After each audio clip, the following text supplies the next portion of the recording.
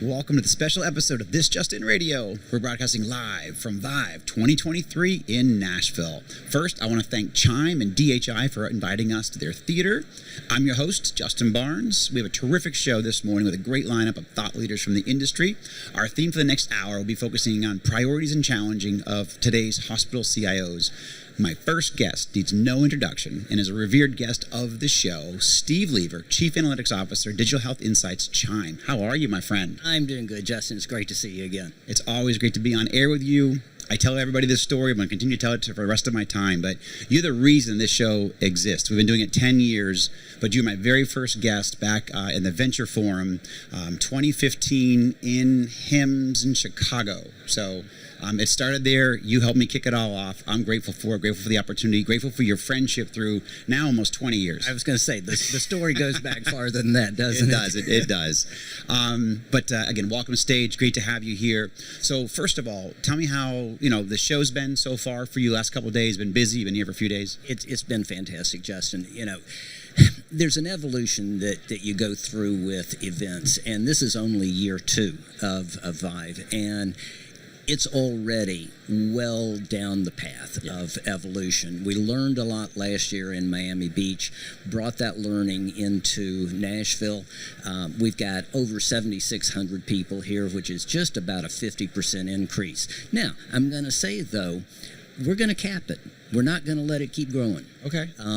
We're kind of toying around with the idea of this thing should peak out at 10,000. Right. And so it's possible next year in Los LA. Angeles. Love it. Looking forward to it. It's possible that people might not be able to get in because we're going to hold to that. There's a benefit in size, both benefit of big size as well as more manageable. And what we sort of concluded at this event is it's an exclusive audience, very high level, and we want to maintain that and maintain to a degree an intimacy. Now, how intimate is 10,000 people? Still a lot of people, but the layout here in Nashville, and it'll be repeated in Los Angeles, creates very easy access to a whole lot of activities. We brought the content down on the floor, so we've got these huge stages in all the corners here.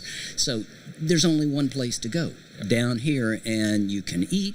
I'm looking across the floor here, the puppy park over there. Exactly. You've got really fantastic content in the theaters, and then we've got 600 plus companies ranging from people that are truly wet behind the ears. I mean, they're just brand new to well-established, long-standing technology companies, and so it really has been a fantastic couple of days already, and just hearing the conversation and buzz, I think people are really responding very positively to the model that we've created. They are. I've been here actually since last Wednesday, kind of getting ready, getting prepped, inviting people into town, and just greeting them. And there's a great level of energy here. You guys are doing a phenomenal job. Second year, over 7,600 attendees. Phenomenal. LA next year, February 25th, I believe it starts. So everybody starts to mark your calendar. Certainly, if you're going to cap it, and I agree with the intimacy. You can meet anybody that you want here. You can walk around. I've almost met every single person that I wanted to, and I'll meet some more. I'll be here through tomorrow afternoon. So you've achieved that goal.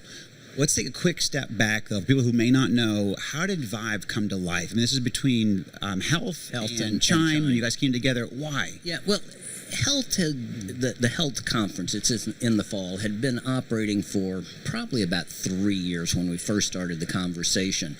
And there's a little bit of history as well between me and some of the staff over there. They used to work for me when I worked at HIMSS. Yes. And so, you start to sit down and have conversations with folks and have worked with before. And it's like, well, what if? And what we saw at CHIME was a spirit in the health DNA in how they do conferences, and really liked the energy that they brought to their events. And they were focused more on the business investor side with health. And at the time, unfortunately, the relationship between HIMSS and CHIME was falling apart. And so CHIME was saying, okay, where should we play? We have a responsibility to drive education and professional development with our executive audience. And so it just sort of evolved into a natural partnership that leverages very different capabilities at Health and at CHIME. And the combination of the two together is just really dynamic, as evident by what we see here. For sure. So I guess bringing together this type of focus, these audiences, you guys, CHIME is traditionally focused on the CIO and that C-suite, and you're expanding that a little bit, obviously keeping a great thought leader level with good strategy. So tell me how CHIME is helping CIOs today, specifically. Yeah. Well, and I like to talk on both points about the traditional core audience of CHIME, the CIO, as well as the broader audience that we're doing under the DHX brand. One of the things that Russ Branzell, the CEO, and I know you've got him, I think, tomorrow morning, said, a strategic view he had was we need to go beyond our traditional audience. And so CHIME is very dedicated to that core audience. The boot camps and programs that CHIME produces are very targeted at the professional development of the current generation of CIOs and future generations. But beyond that, there is knowledge and learning that needs to extend to what is an ever-increasing number of executives that are involved in this area. Digital officers, strategy officers, innovation officers, on and on. And so we said, all right, we got to protect the brand, got to protect CHIME, and so we're very focused on that audience. But let's go out and start to look more broadly at the executive levels that are in different places, that are users of technology, buyers of technology, and that sort. And that's what DHX evolved into. And so, now we've got an audience of about 300,000, which is a significant X over the 3,000 members of CHIME. But it just, I think, highlights the importance of being able to expand your reach in order to communicate a message, to be able to extend the learning opportunities. And, as someone famously said, I didn't realize healthcare could be so difficult. It is. And it so is, absolutely. And so having that broader audience and being able to learn from them. This is a two-way relationship. We're not just pushing stuff out. We're also reaching out and bringing content in from these other audiences, because in provider settings, you don't operate alone. We learned that a long time ago. It's not technology projects, it's enterprise projects, it's patient projects, that sort of thing. And there are multiple players involved. And you got to get everybody together to do it right. I love it. Excellent. So we'll wrap up here tomorrow, and then you guys start thinking about next year. And so tell me about the fall coming up, and obviously it's just planning for ViVE in LA next year, early next year in February? Or? Well, as with both organizations, we both have our separate fall events. CHIME has its fall forum, which draws about 1,000 CIOs and related professionals to that event. And so, as we move from here, we head into not only that event, but we're also trying to be much more present all the time. And so having built the digital channels that we have, working with you folks in terms of developing and delivering content throughout the year, absolutely. It's gotten a lot easier over the years to be able to stay connected. And so we're doing a lot more in the digital environment. And within, there'll be a few months where we won't be talking about Los Angeles, but it won't be that many, because it is, for an event like this to be successful, there's a long lead time on the planning. There is, absolutely. Steve Lieber, thank you so much for joining the show, my friend. Great to see you as always. Thank you, Justin. It's my pleasure. Thank you, man. Appreciate it. Awesome. Aneesh. Hey there, buddy. Steve. Good to see you as well. Great to hear your interview. That was really interesting stuff. Thank you. Thank you. Thanks for having me. Good to see you. All right, brother. What's up, man? How you doing? Excited. Same here. We're live. We're live. We are live at ViVE. We are. How are you, my friend? I am excited. Eager to chat with you. Amen. You're the convener. The convener that brings the great conversations forward. Thanks for having me. So Aneesh Chopra, President, CareJourney, good longtime friend, great friend of the show. First of all, how's ViVE been for you? Oh, it's great. It's a chance to reconnect with old friends, but I view these events as an opportunity to call to action the private sector to move forward on issues that the government wants us to work on, but hasn't quite yin and the yang. We haven't quite got the final answer from the government, but we've got a direction. So we got to rally the troops, and all I need is a half a dozen early adopters, and we can make magic. You got it, my friend. So for those who don't know, Aneesh, country's first CTO over a decade ago. You're obviously just mentioned a big advocate of public-private collaboration. So first, what are some of the things that you're focused on that you want to bring to bear and for all of us to know and see? Well, listen, presidents make their key priorities known on day one. Yep. For President Obama, it was to create a more open and transparent and collaborative government, and that was the reason, in part, my office was created. President Biden made health equity his top priority, and on day one said, I want the industry, the whole agency and government and the country to move more towards understanding and therefore managing social needs. So I am here in part because there's a technology gap on how we identify individuals that are food insecure and housing insecure, because it's not a standardized data field in our regulation. So we need the industry to come together to standardize what it means to be of these social needs, and then how to work on ways to mitigate them. So we're working on a program called Sync for Social Needs, which is a public-private collaboration. I'm also working on ways that we can unlock the power of the Cures Act regulations into the EHR system. So I'm calling this the era of bulk fire networks. Perhaps we'll get into some of that. So yesterday's session with Micky to help bring people into the foray about what's possible. This is no longer an R&D experiment. We can go into production with 95% of the certified EHRs making the 12/31 deadline. So there are a couple of these public-private partnerships on the mind and a few more cooking in the oven. Yep. So tell me about, what are your thoughts on the evolution of TEFCA, the fire pilot project, and all that? Okay, so this is a controversial question, and you teed me up in a way that I want to take a moment to peel the onion back. Yes, please. So it is both important but also unrelated.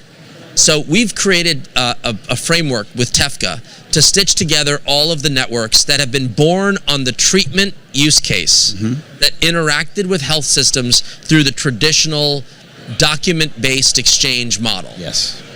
So the verb of TEFCA is that you bring people together under a common agreement. But the noun of TEFCA, the requirement for IHE profiles and all of that, the noun is less useful.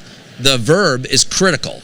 So the question now, and this is the big debate that we were having over the week, is do I wait in sequence for the TEFCA networks to get their act together and launch on the current noun before we can get started on the future state? Or could we run in parallel? And I think Micky's call to action was very clear yesterday. We must move as quickly as possible for a TEFCA FIRE framework. Yes. And there is a TEFCA FIRE roadmap, but it's currently written to be sequential. Wait for us to get our act together. I don't think it should be sequential. It should be parallel. So I expect to work on half a dozen bulk fire networks that are in the spirit of TEFCA, waiting for that bridge from whenever TEFCA connects the bridge from the legacy environment to the fire environment. So we'll have a pathway forward, but I think it's going to be a very interesting ride.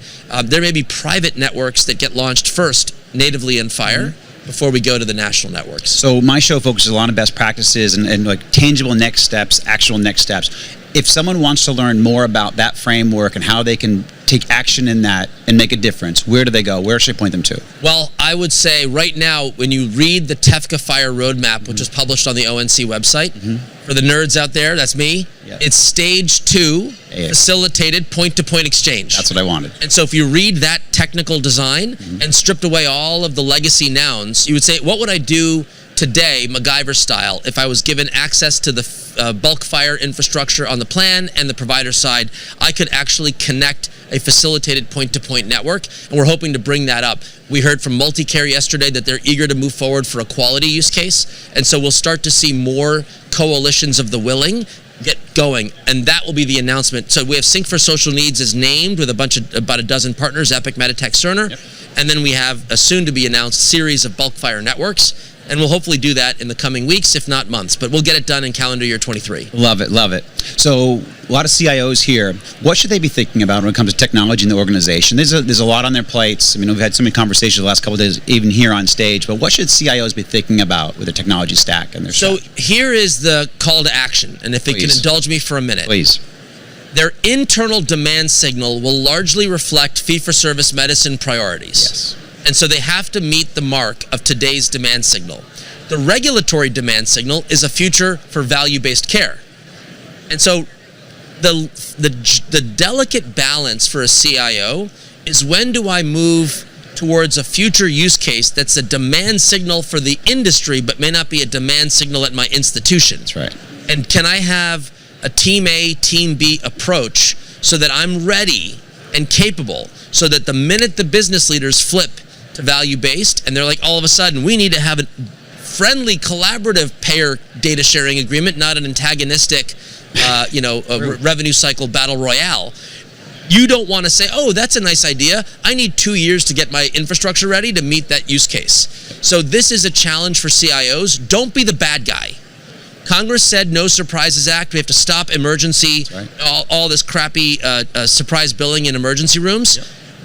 What happened? The CIOs said, oh, I don't know how to do this. So we've delayed saving people from this scourge of surprise billing because IT couldn't get its act together. That's unacceptable, Justin. Not in your world, not in my world. So we've got to be balanced and expect that the demand signal for the future will come. Yep. No, actually, one of my investments, we actually navigated that successfully, but people couldn't implement it. I mean, they just weren't ready for it, but we actually we built it so they could be ready, but I'm on the same page with you, my brother. Last question, thinking about the crystal ball, the proverbial crystal ball, and you kind of touched on this a little bit, but I'll even push us a couple of years out even more. What do you see as a key strategy or trend that we got to navigate in 3 to 5 years from now? Like CIOs and health systems, even providers need to be ready for. All right, here's my call to action. Love it. I see a new customer for the CIO community to serve inside their enterprise. That'll be a health information fiduciary. So there are parts of the organization that operate like BAAs. I want to extend my capability, add a digital front door, add this technical capability, etc. But it's largely on the incentives of the current system as it operates. But the health information fiduciary is almost decoupled from the legacy infrastructure. What you hear in the debate today is that, oh my goodness, the third-party apps, the consumer-designated apps, oh, they could be horrible, there's no HIPAA protections, it's bad, bad, bad. When those organizations that are attacking the consumer-designated apps don't realize, you're looking in the mirror, brother and sister, because you will be a consumer-designated app. Got it. You may not be a third-party app, but you're going to be a health information fiduciary that says to your customers, I will help you bring in your data outside of our enterprise and work with you to make sense of it. And my passion at CareJourney is that we will incorporate high-quality provider ratings so that you can route people to the best navigated point for their health status, almost independent of what your internal enterprise objectives might be. Health information fiduciaries could be disruptors coming out of the Silicon Valley ecosystem, but more likely than not, they're going to be extensions of the incumbents who got religion that they want to be advocates for people under a new digital Hippocratic oath. And CareJourney is here to support that enterprise because that's the market we need. I love it. We never spend time on CareJourney. We've got 90 seconds. Tell me what's next for CareJourney. Well, today was an exciting day for us. I'm on, call me the honorary chairman of the Glenn Tolman fan club. We announced a partnership with Transcarent. Love it. We've been largely working on the risk-bearing networks, the Medicare risk-bearing networks, and getting into those that have commercial organization interests. It turns out that the quality analytics, who are the high-quality providers, is absolutely critical for improving the vision that Transcarent has laid out to help employees get to the best possible care at lowest possible cost and highest possible quality. Good thing those are not all they're all aligned in the objectives. So today we announced that Transcarent is going to partner with CareJourney to unlock our quality, open data quality engine for the benefit of their growing network of employers. So I think this is an opportunity to really help people make the best decisions at every single step of their care journey. Congratulations. Love it. Love Glenn. All right. Excellent. Aneesh Chopra, thank you so much for joining me, my friend. Take care. Have a great rest of your conference. All right. Have fun. Thank you. Awesome.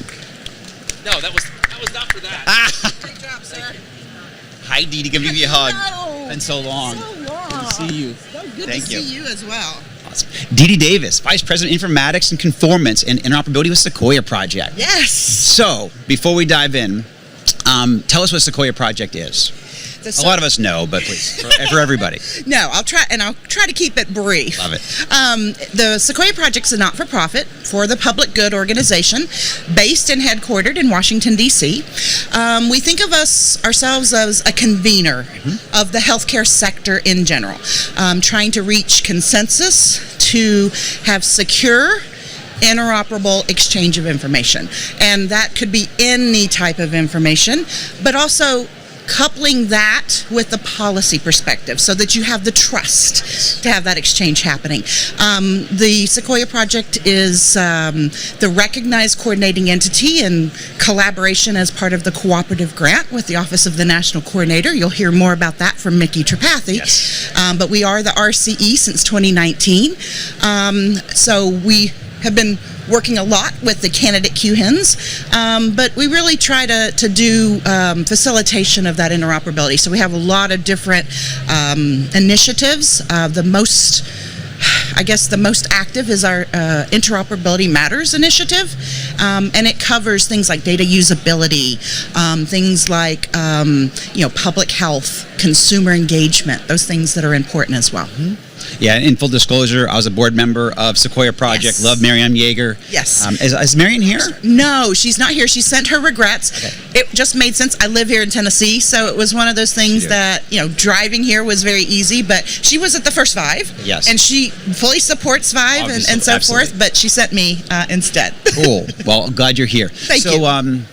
Tell me a little bit about, some of the priorities for the Sequoia Project, but also, this is a personal passion for yours for many, many years. You know me. So, tell what the priorities and what should these CIOs be thinking about when it comes to interoperability, and you obviously standards and obviously interoperating and working with Sequoia Project. Perfect. And I think Aneesh said it really well. You need to make sure you're proactive, thinking about things that are going to flow down as requirements that are coming up. Today, with the exchange happening, healthcare CIOs need to be thinking about how does my data interoperate in the ecosystem. That ecosystem could involve long-term care, social determinants information, public health information, thinking very broadly about that. So I think that that's one thing I fully advise on. And of course, you know me, I've always preached the standards way of doing things, using healthcare standards so that we're not doing those point-to-point interfaces that continue having to be updated and it's not scalable, it costs too much money. Breaking. So think about the big picture and try to start as you acquire, especially as you do IT project updates. Think about how can I make this data more usable and complete? How do I exchange it with my partners? So thinking along those lines, I think that way you'll always kind of filter through and support, your whole patient journey for your patients that you take care of. So, and love it, Didi. So if you're a CIO, or Chief Information Officer, Chief Interoperability Officer, what would be a few best practices that you would say, hey, you have a strategy, but this is where you really want to focus in on, and this is where, these standards or next steps, or really tangible next steps for them. What do you think? You threw me a softball, and I don't know if that was on purpose, but thank you for doing that. It's really important. I actually know the audience, and they need to hear these. So yeah. No, this is great.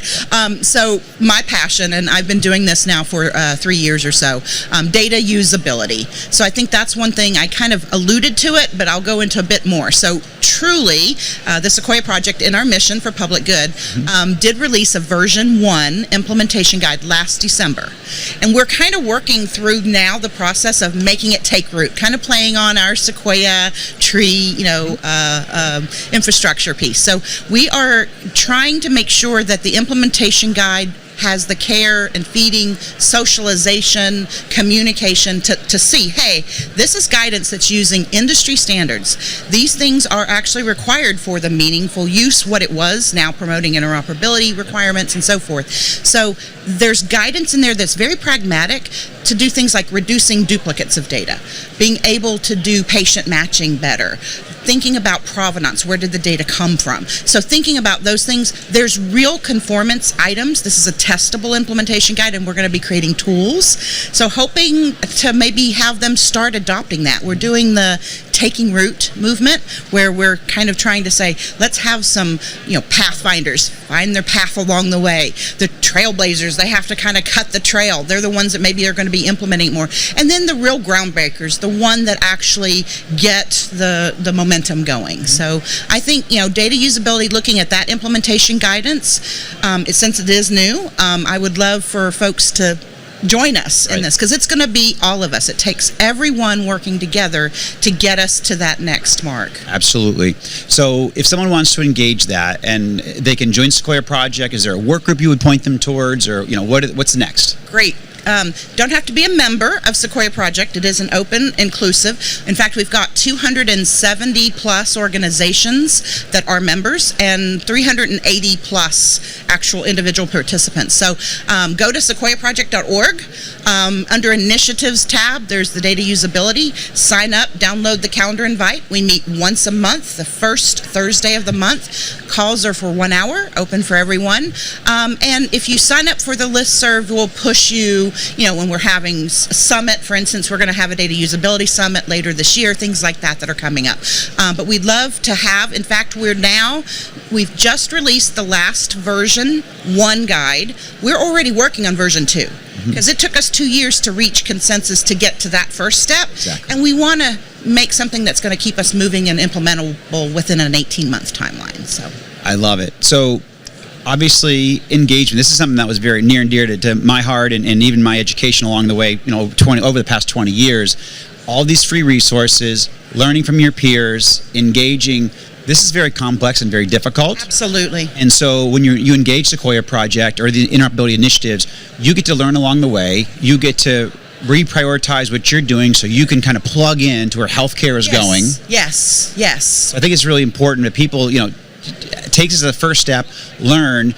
Don't be intimidated by how complex this is, because all your peers, we're all in the same boat. Exactly. Yeah. And we all need to row together to make this happen.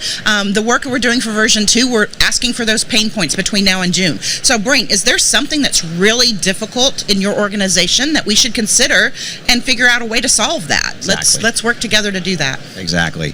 And again, your peers around you, part of these work groups, they are free consultants for you in a lot of ways. You're going to have questions. They'll actually help you get in there and row the boat with you in your organization.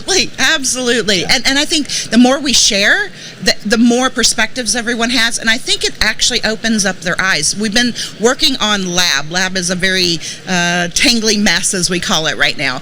So we're really trying to break down those barriers and some of that, because bringing the lab folks and the providers together, trying to make sure we're looking at it from the same viewfinder is... So Lab is my new space. So it is? It is. I didn't know that. I did. Yeah, well, I haven't told anybody yet. Fresh news. I know. So, let's talk about that for a second. I got an extra couple minutes here. So tell me about...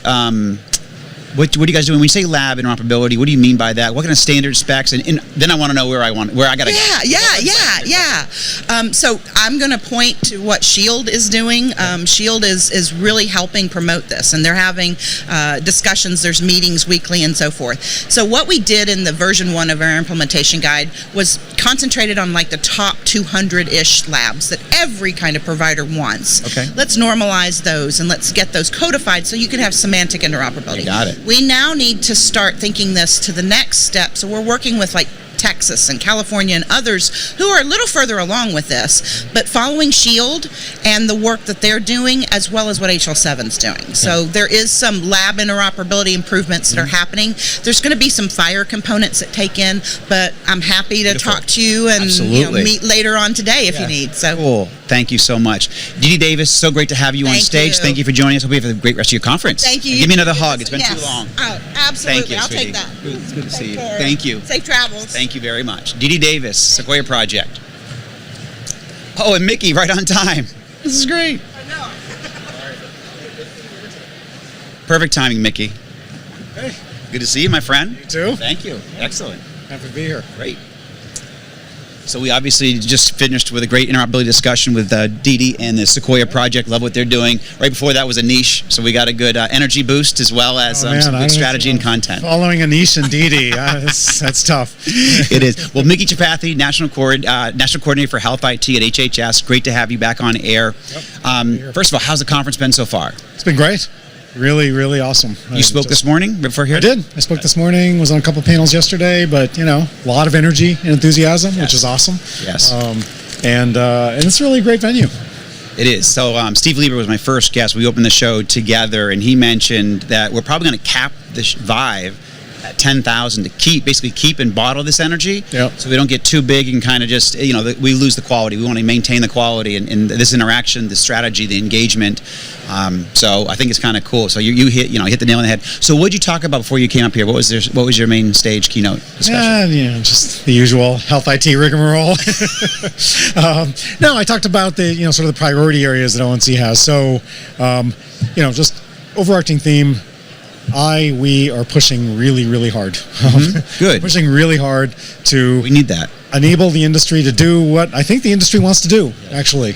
When I've been out in the market and just working with stakeholders, there's so many organizations who actually want to do a set of things, but they feel like they're unilaterally disarming if they're the only ones who do it. Right. In a fragmented healthcare delivery system, that's really hard. And so in some ways, almost in a sort of perverse way, people are like, if someone would just tell us that we need to do that, it'd be a lot easier right. for certain things. I mean, not everything. Right. So that's, we're pushing really, really hard. I'm pushing really, really hard to get everything done that we can get done in the, in the time that we have here. I break it out into 4 themes. Building the digital foundation. We've got electronic health records. There's still gaps. How do we complete that? Second, how do we make interoperability easier? All the things Didi was talking about, TEFCA, APIs. Third is, how do we motivate more information sharing, right? We can give people tools, but as we know, they may or may not use them. Right. And we can do more to encourage that with information blocking regulations. And then finally, how do we think about appropriate uses of data? Now that we're making more data available, you've got health equity, you've got algorithms, you've got very serious privacy considerations, following the Dobbs decision, Supreme Court. All those things are really important areas for us to be thinking about. Excellent. Love it. So with TEFCA moving along now, how and why should this be a priority for hospital CIOs? Because that's mainly the attendance here at ViVE. So what are your thoughts there? Yeah. Do you want to be connected to other organizations? Absolutely. You want to build one interface that allows you to connect to, not everything, but more and more of what you need to do with other providers, with payers, with public health agencies? Or do you want to keep building bespoke interfaces, having a huge interface team that builds these brittle bespoke interfaces that don't get you on what you want to be able to do? And do you want an easy way to communicate to patients? We're connected to TEFCA. We're connected to the interoperability network that all of you want that's going to support better patient care. I think, in a nutshell, that's what a hospital CIO ought to be thinking about. Love it. It's a frustration of too much interoperability, I think, that we have in some cases where, they're thinking about, I got 10 different things and each of them is a different interface. Is that scalable? No. So you just released the interoperability in methods of exchange among hospitals. What are some of the highlights from that, and what should a hospital be looking at in that regard? Yeah, I mean, there's information sharing continues to grow as the data shows. Not surprisingly, we've spent $35 billion in federal health IT incentives, at least an equal amount on the private side, and that doesn't include the blood, sweat, and tears of the hospital administrators, the physicians, the nurses, everyone who's implementing those. Didi. So if we weren't seeing an uptick, I mean, you would almost have to, sort of consciously try not to do anything with those systems. But that said, we know there's still a lot more we can do. It's still not the natural instinct of most organizations to share information. Right. My mother broke her hip last August, and we brought her to a hospital. They're on a very good EHR system. Transferred her to a rehab hospital. They're on a very good EHR system. I won't name names, but they're very good EHR systems, let's just say. I know they're connected literally in front of me, as I pointed out to them. It's like, you guys are doing this right in front of me. They're printing out her record, handing it to us and saying, please bring it to the next hospital where they will upload it. They'll scan it and upload it into their EHR. And I'm like, have you guys heard of care quality, Commonwealth? Because you are absolutely connected in the back end. And the frontline folks are like, I have no idea what you're talking about. That would be awesome, that kind of system, right? So we still have a lot of work to do to say, how do we make that the organization instinct of every frontline person to say, yes, it's electronic, it's just going to go. and I don't even have to think about it, Right. rather than still resorting to, let's fax, let's scan, let's hand it to the patient. And that was in Boston, I assume? Was that? It was outside of Boston. Yeah. Yep. Yeah, that's tough to see Right. with all the work that we've done in the past 10, 15, 20 years on that. Yep. So, looking forward a little bit this year, what are some of the priorities that you and the ONC team will be working on? Also, you want us to, kind of help and support as well. Yeah. So, let me dive deeper into the areas that I just talked about. So, building that digital foundation. We have a tremendous foundation that we've built over a relatively short period of time, roughly 10 years, transformed an industry from something like 10% adoption of electronic health records to 97% of hospitals, as reflected in that brief, and over 80% of ambulatory providers now using not just electronic health records, but certified electronic health records. Right. I would dare say you could not look at any other sector of an economy as complex as ours and see that kind of transformation in the use of technology down at the ground level in such a short period of time. I mean, I just don't even know of another example. So that's been tremendous. But we still need to fill in those gaps. Data standards. Quality of data is still an issue. We're exchanging more data, and that's just exposing that people aren't using standards. And now I've got all this dirty data, all that that I can't make sense of. So we're pushing really hard in the U.S. core data for interoperability. Working with federal partners on having them base their programs on the U.S. core data for interoperability. We're working hard with our federal agencies partners on how can we exercise our levers to help fill in the gaps. Behavioral health, big priority for the administration as well as for the Congress. LTPAC, another huge area that didn't get the benefit of those incentives. Right. How do we work with our federal agency partners to say, well, each of our programs is sort of small, and it's certainly not $35 billion, but if we're all rolling in the same direction, we actually might be able to provide more resources to those organizations to allow them to make judicious incremental investments in health IT that would really benefit what it is they're doing. Third is really pushing hard on APIs, both with ONC.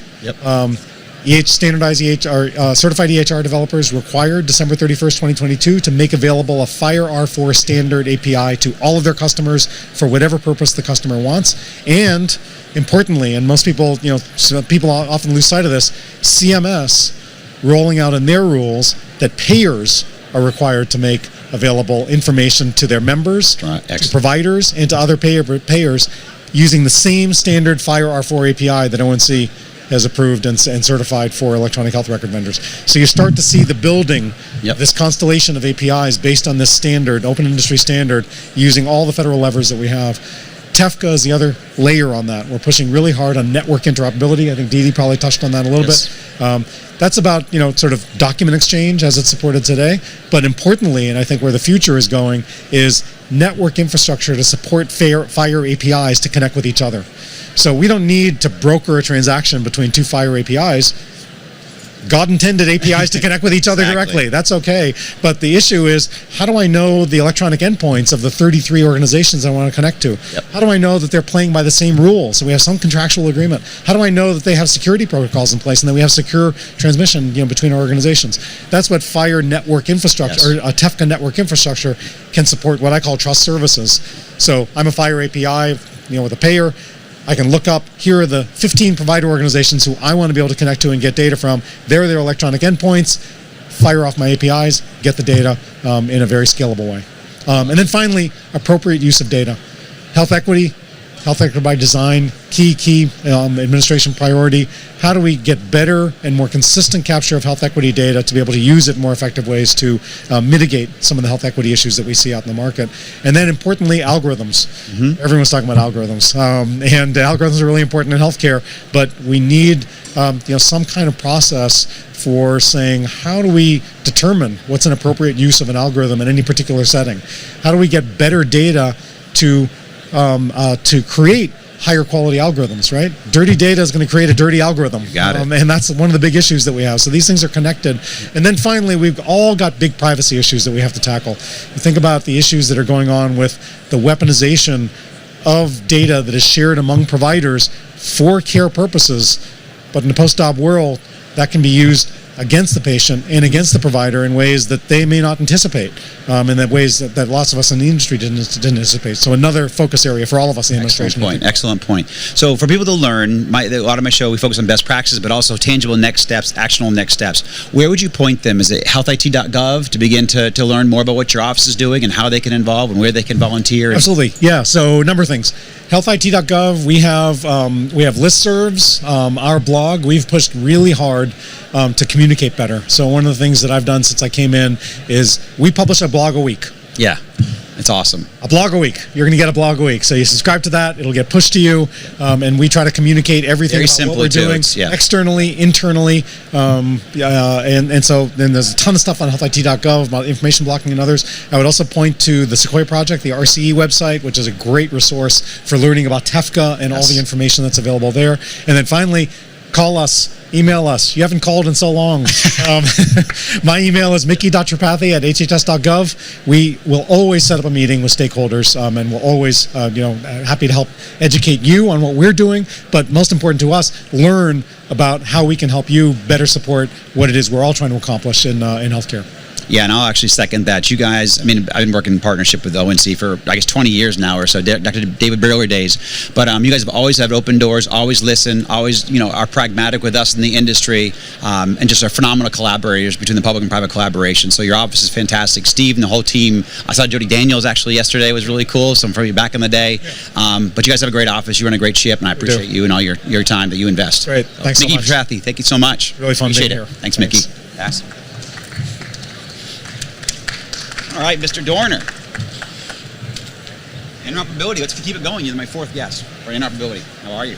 Good, how you doing? Fantastic. Mark Dorner, CEO of PreciseMDX. Actually in the lab space, Micky brought up how the lab space is a focus now for Sequoia project and what they're doing. So we'll dive in here in a moment. But first of all, how's ViVE been for you, my friend? The show is great. It feels like it gets bigger every year. It does. 50% larger, I just heard. Yeah, I was going to say, I really like the diversity and the kind of innovation you see on the floor. Lots of different companies every time. It's really great. Yeah, for us personally, it's a success. We have our corner of the healthcare space, which is lab, but there's an ecosystem behind us, and seeing the different companies and how they can support our mission is phenomenal. Yeah, and I always like to have you on my show because you kind of saw the importance of the lab space before almost anybody else did.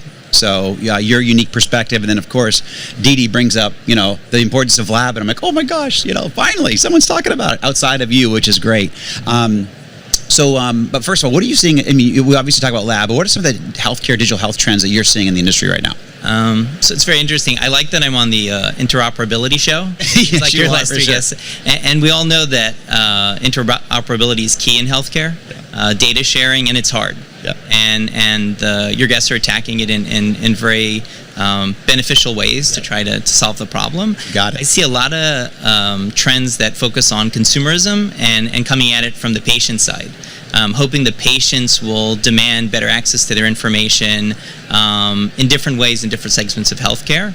So it seems like that's a big trend, just the consumerism and the empowerment of patients and their ability to both demand access to care and have access to their information. Fantastic. Access to information. Love it. So what are a few best practices, 2 or 3 best practices or strategies that you'll share to help others navigate these trends? So I'm not going to talk too much about interoperability, but the consumerism side is important, and most organizations in healthcare are busy. Mm-hmm. And also have lots of priorities, and sometimes they get a little complacent about things. They're saying, "Well, when it comes, we'll deal with it." Right. Interoperability is a great thing. Your other guests are building these networks to share information. Unless they have a clear strategy in place to access these networks, they don't have to implement it right away, but they do need to be thoughtful about it. Absolutely. And prioritize it.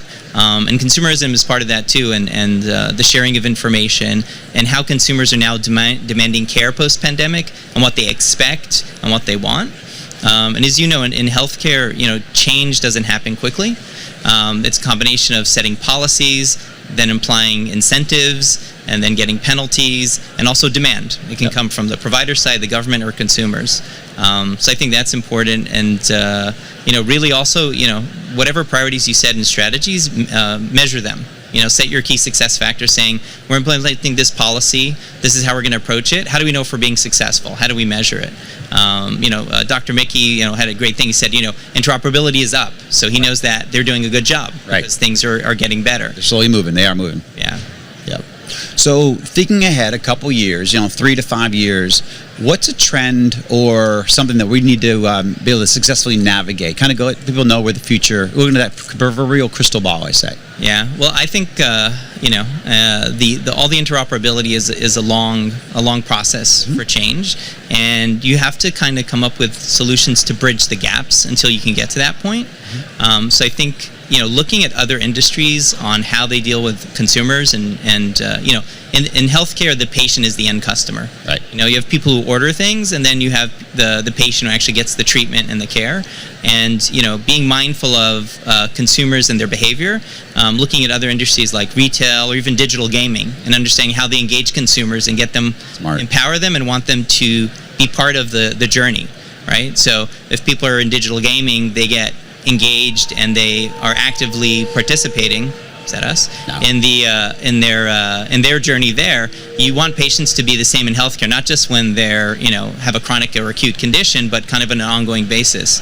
I was in a meeting yesterday and we were joking a little bit about the fact that I go every year and get my annual wellness visit and get my blood work, and I'm healthy, thank God, but I just like to know what's going on. Right. And I was talking to some of my colleagues who are quite intelligent. They're like, I don't go to the doctor, I'm not sick.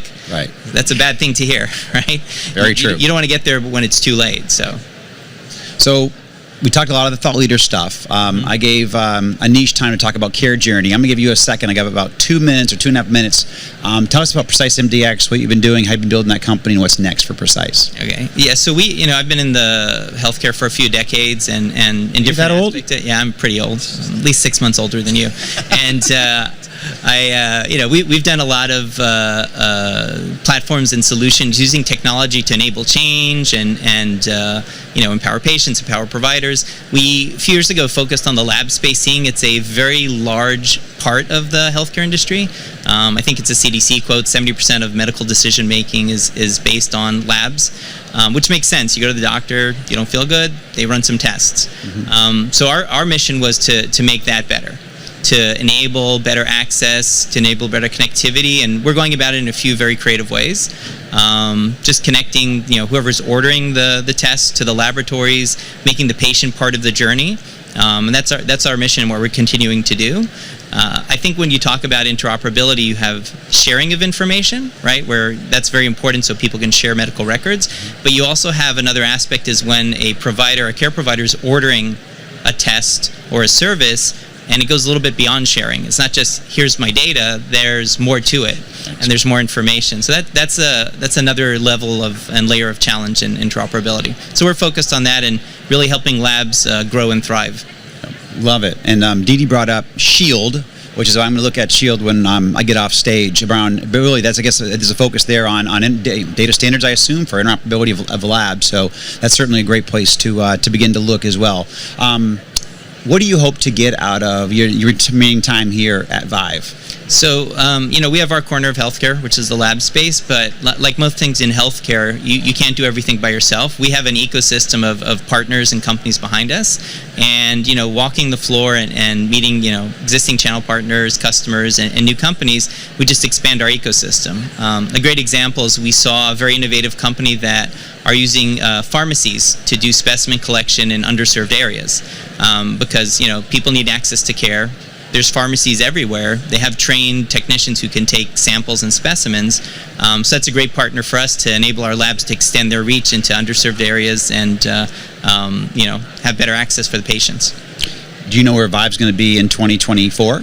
Is that the International ViVE in Amsterdam or the one in LA? LA. Yes. Good job. Yeah, less of a flight for me.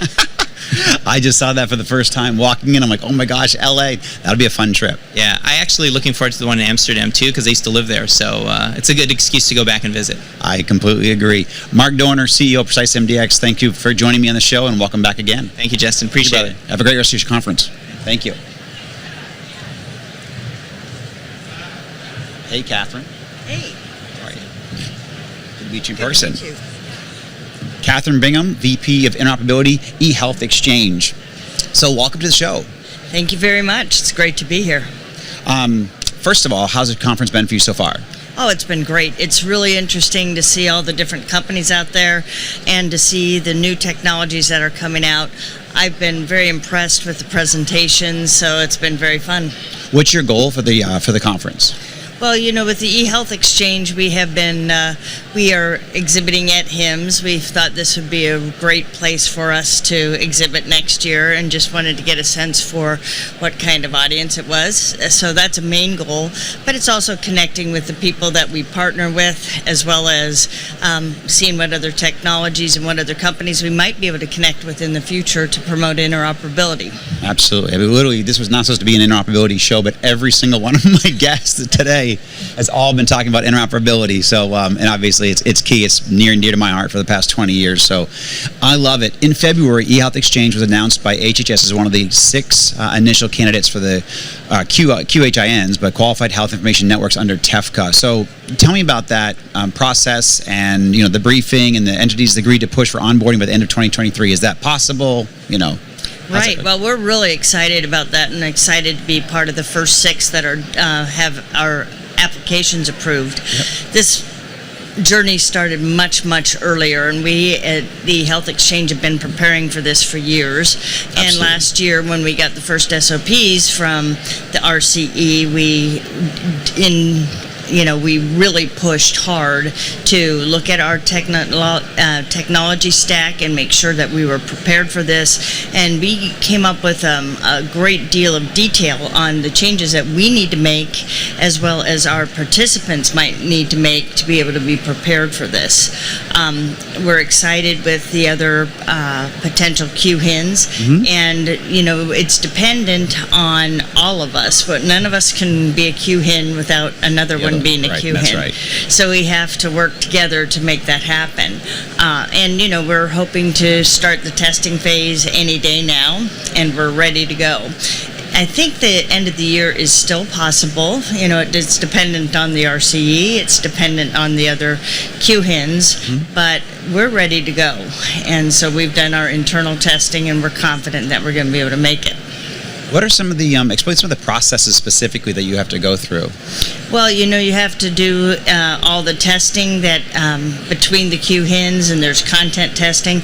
And the eHealth Exchange has done content testing, one of the few networks that does that. And so we're used to that process, and it's a very similar process to what goes on with our participants. We have a separate environment for the QHIN, because not all of our participants have to participate in the QHIN, and so we have a separate process for that. And we sent out just recently, what each of our participants need to do to be prepared. And so we have some that have said, no, I'm not going to opt in yet. We're going to wait because this looks like it's going to be hard work, and they don't have to join right away. And some will wait till we're further down the path, and there's additional use cases that are promoted through the QHINs. So, in kind of even in that direction, what should a hospital organization be doing right now as they plan for participation in TEFCA? Well, they need to look at it from the perspective of, what value is that going to gain them out of the gate? And, there's additional players that they'll be able to connect with, and I think that's one of the big things. We have right now within the Health Exchange, we cover 75% of all hospitals in the United States, 85% of all dialysis clinics, and 61 regional and state HIEs. So we have a great deal of connectivity, but wouldn't it be wonderful to connect with the rest of those organizations? And that's where I think the QHIN to QHIN participation is going to add a lot of value.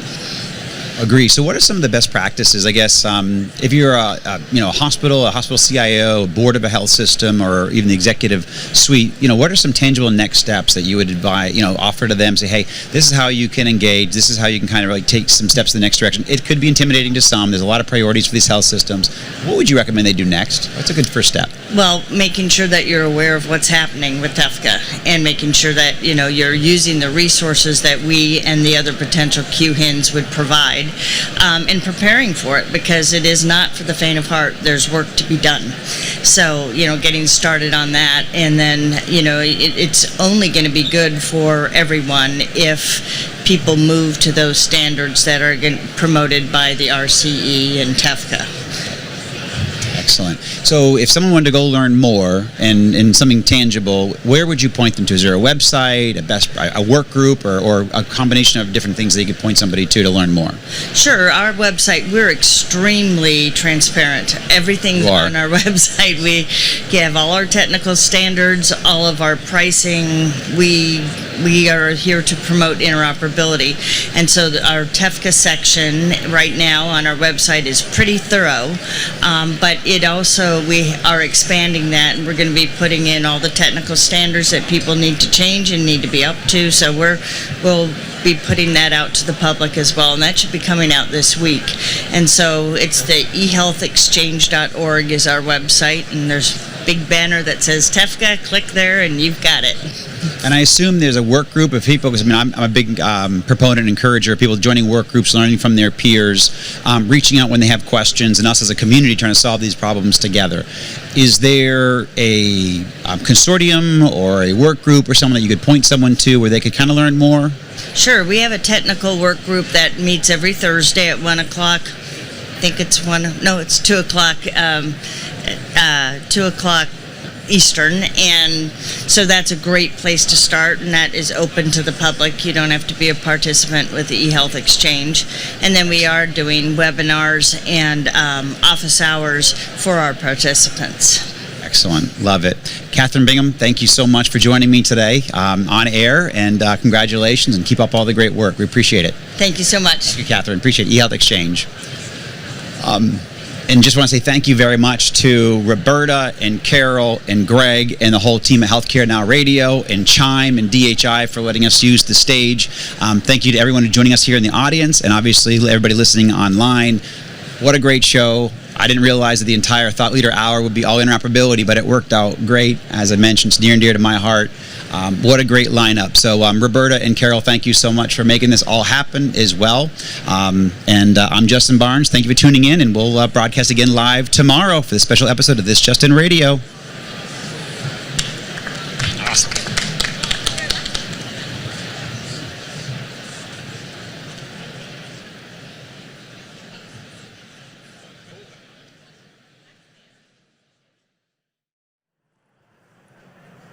Welcome to a special episode of the Tate Chronicles. I'm your host, Jim Tate, and we are live at ViVE 2023 in Nashville, Tennessee.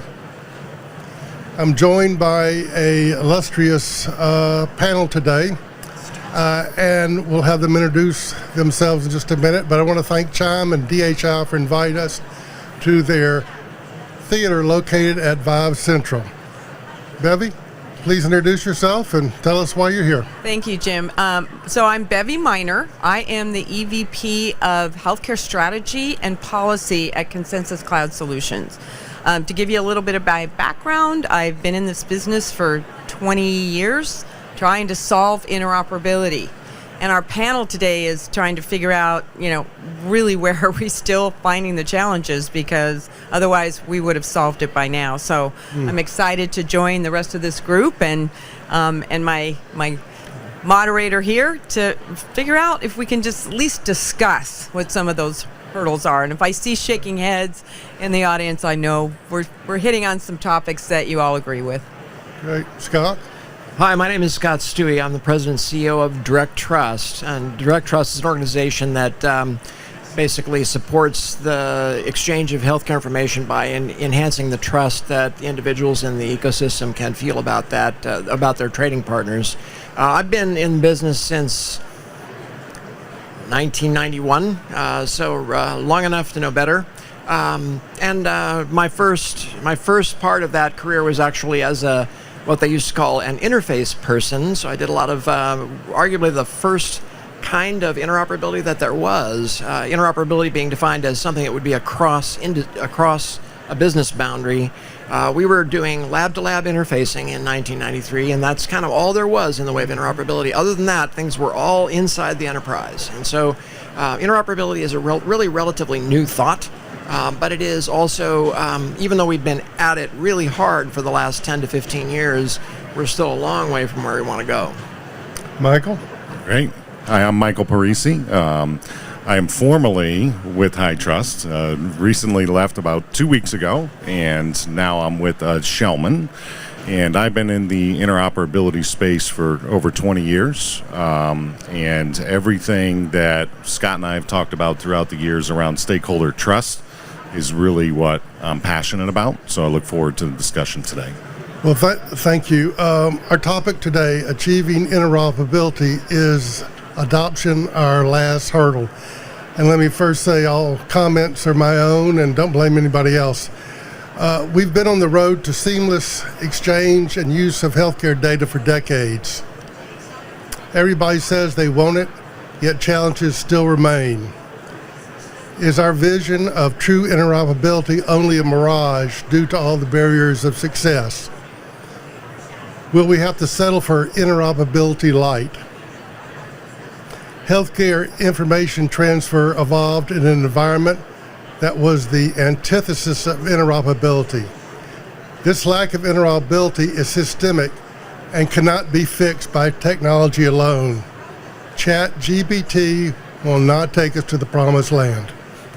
So the first question I have, Bevey, is going to be really directed towards you.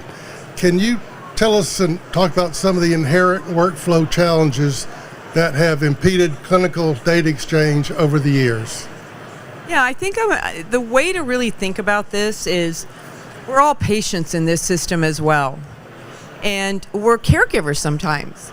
So when you think about a patient that is in an acute setting like a hospital, and they move through the system to a skilled nursing facility or home health or assisted living, there's a continuity of care that we have to offer those patients. They deserve a seamless continuity of care. And when that's broken, the health outcomes are broken as well. And so when you look at these workflow challenges, you've got nurses that are sitting there doing data entry. They're not operating at the highest level of their skill set. They didn't get into the business of being a nurse or being a doctor so they could sit and data enter a bunch of information, a bunch of patient demographics, because the data doesn't flow seamlessly. And when that happens, you've got errors, because data entry can be prone to errors. You have latency in care. And what we really need to get to is a system that starts to recognize that data will be unstructured. That's not the problem that we need to fix all of a sudden, is that data should be completely structured. It's not going to happen in our industry. But what we do at Consensus Cloud Solutions is recognize that there's a lot of unstructured data, and through our solutions and our products to be able to enhance and transform that data into a structured type of a format, it can be received at that point of care so that no human has to data enter that. And that really helps with the workflow challenges, because we're also seeing huge burnout because of this problem as well. And that's what I hope we start to achieve, is to get to that kind of a vision. Thank you for that. And let me just mention, even though I may direct a question to one of y'all, if anybody else wants to add in a conversational way or has some input, please go ahead. No, I won't let them talk. Okay. But since I got you on the hot seat, Bevey, let me throw another one at you. The pandemic highlighted an even more important focus on improving care coordination for patients. So what are some of the ways AI and other technological advances can support this type of care coordination? So I'm glad you asked that, Jim. I mean, headlines are all over the place about what the pandemic did to magnify how bad interoperability is. And it took an unfortunate incident like this to show where we have pieces that are broken in the system. And I'm reminded of a photograph that ran on the front page of the New York Times early on in the pandemic, where Harris County showed there's a fax machine and 4 feet of paper right by the fax machine for Harris County. What was on those pieces of paper were COVID lab tests, positive, negatives. that had to be data entered somewhere. The state of Washington hired the National Guard to do data entry for COVID tests. All of that was just unstructured paper documents that were really tracking where the pandemic was at its highest levels. And that's magnifying it even greater than it is in that one particular incident. But wherever you see paper, and I've asked CIOs of hospitals this over and over again, do you have a paper problem within in terms of sharing information within your hospital systems? And they, oh no, we got rid of all the fax machines. Well, walk around the hospital. Wherever you see paper, a stack of paper at the nurse's station, in the HIM department, stacks and stacks of paper. Something has to be done with that paper. So the pandemic just showed us that we aren't speaking to each other. We aren't communicating the right way. Patients end up in an emergency room. They end up in an acute incident because of COVID, and they're discharged to who knows where. So I think it was an unfortunate situation, but it definitely got us to start thinking about this in a more collaborative and alarming way. I also think, they say, don't waste a good crisis, so it's really been very useful to get people. So the biggest challenge, I think, in the workflow setting for healthcare interoperability is that people don't even know they're connected. They don't even know what they have. And that is the one thing that the pandemic helped people realize is that how can we possibly send this information? Like, how do we do it? Can we do that? And they find out that, they actually have a mechanism that they can use. And they used it by the millions of transactions. They use direct secure messaging to send information to APHL, which is the Association of Public Health Laboratories, which was a router that could then forward those transactions to the appropriate jurisdiction. That was a huge benefit, but people didn't even know it existed. It was actually being built over the course of the 3 or 4 years prior to the pandemic. I mean, the APHL and all that stuff was in place, and so was the direct secure messaging environment, but nobody knows that they have it. And this is actually not unique to direct secure messaging. So if you're a patient and you have any experience with this, just go and ask if they can get a hold of the records from the other place, even those that are ostensibly connected to Care Quality or Commonwealth or both, or to the HIE or all three, and have direct secure messaging at their fingertips.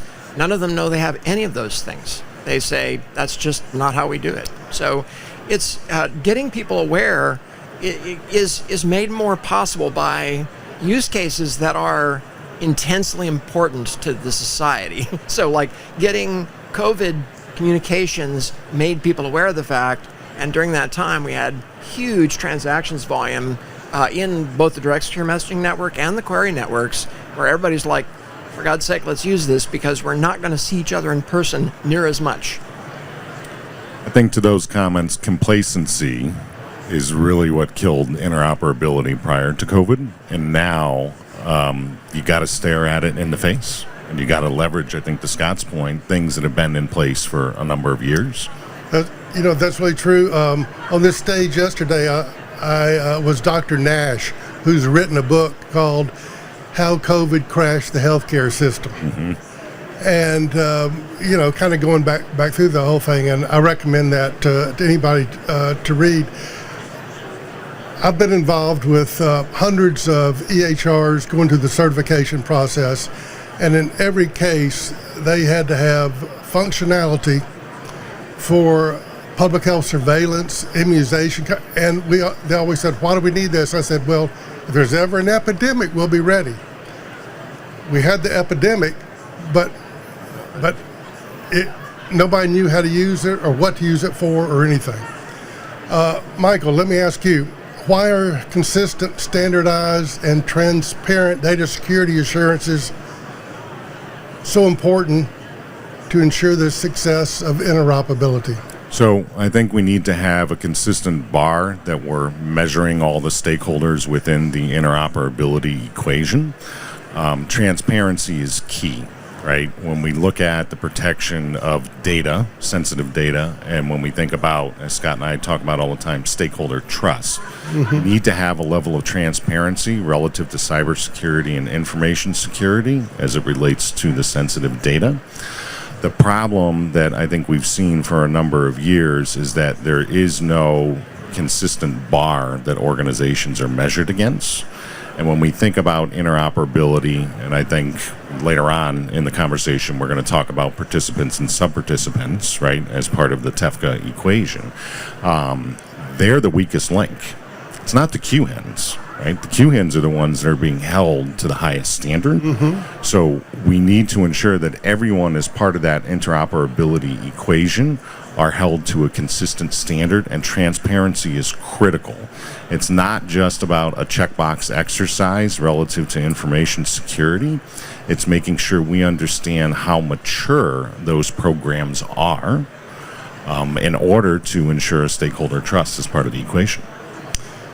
Something that was mentioned a couple of minutes ago, when we had the first federal incentives for the adoption of certified electronic health record technology, a lot of money was put into the regional, the RECs, regional educational, whatever they were, to go out and help implement those extension centers. Exactly.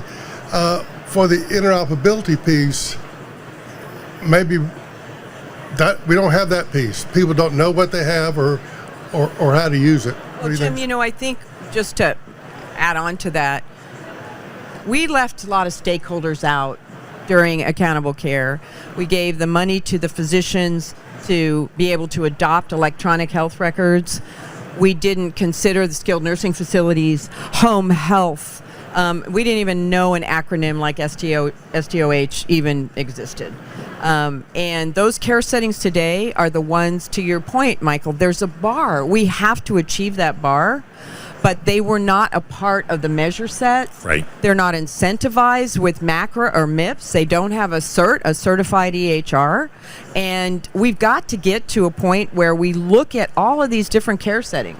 The ones in critical access hospitals. I mean, direct is a great way to be sharing that information. They don't know what they have. And, I think one of the most probably most punitive actions that CMS took was the ADT notification rule. Yes. A year ago in May, CMS said every hospital has to notify the downstream physician team. And that includes behavioral health, that includes critical access hospitals. And some of those care settings were like, we don't have the technology to do that.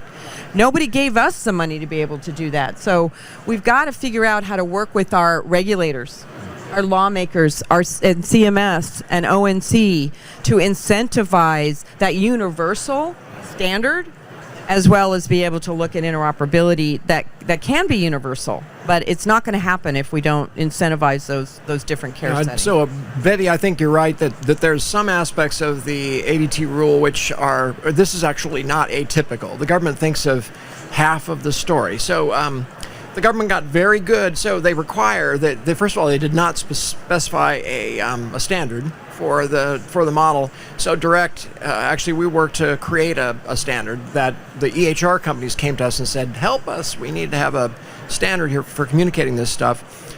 So that was done, and that made a difference. But the problem we have is that in general, the government's really good at telling people how to send things, but the obligation to receive is not present.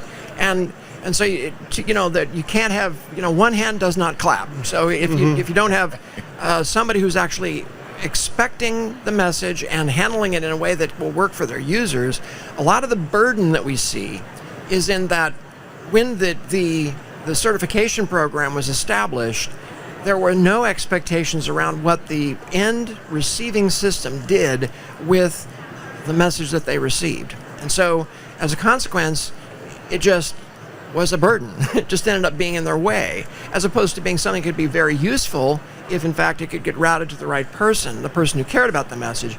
Most of the messages in the direct secure messaging ecosystem are of value to someone, but the people who are getting them are not the people for whom they have value.